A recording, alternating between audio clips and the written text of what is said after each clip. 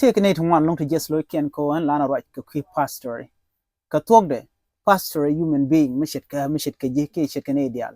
malade ga long jene chawara mo la boss mi te mi jam la roda ka charo iten la ja gur ka no ba ju ko na mena jeka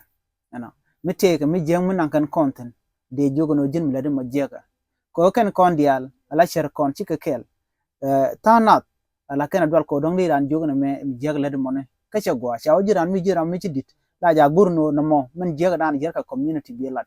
ko dong bran be bet bang ka jeno community du yar ka ja ci gamala no la ka nak entema na ka gambela ka ngam de bel en bel no kwar ko kwar bo chitken bon ka pastor ko bo kalat ka dijek ne radian anyok a chang ci kwar ku ma shi ko fail ne ko la kwar community ka shi de fail ke kwar lo ko de ga ne dia de kan kamat ko to ko ngalo kun tun wan ti di te ka tin ka di ko na tin ka di te lat ci kan lat ka kuma ba ke tan dia balat kan ka kuma ke ne dia lati tikan ka lonko de kan re ka dana to re dan ko nuore de kan kapchong dumno chicken gor ajen mu lana right ko kwiden ko ne de ti chicken da namo gwa yer kana kon ko ken ngai kana no te ga dupti jeg lat ka chicken right ten adu dien ba ko lar ka je jira mata ganis amo ki mi log mu lana lade gwejen wo mu wa bi durun a shan right ko kwiden anga guji mo bi lade na mene ko gor ko no community dan ba go gan metod mo doy ke jara mo doy gan metod ci de jogo no jin led mo mi je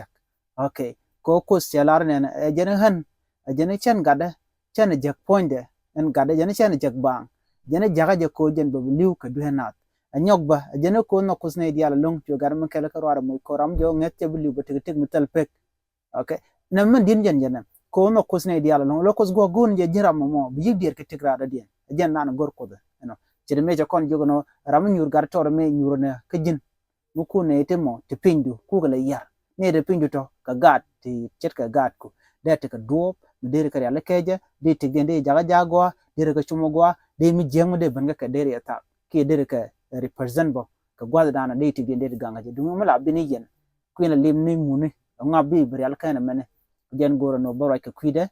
mala ga ka kwi la ro ki pastory ke fake prophet gwejen o kon gor kon bana community dan bana jile ka kel no chwanyir ko dong la na ro ki mo chen long no point ba logo no mandana ni ladi karwade ko jin dong bene di kwikungu gan mo tot kira mo kwingu yuri bije yar ko dong jin gor mi she gwar ke che goro buj ba won yam gwa ka do mo gwa gor ko ne tik ki jira mi she gor ram betik jin mu ajana ko na gor no bane to bana ka jogo no do tok jene man gor ko na long kut no kono de ne let ka de ne kalat dum no tin gor ko no kijimi kwiko bana mi met la be kay jok no bu dor be je la ko da kami but yo jin bradin michan bija mach bija lariet ko be mantaka je bepel be na kam ni nyin tin ko la lat be ka ponyu be roal ni mim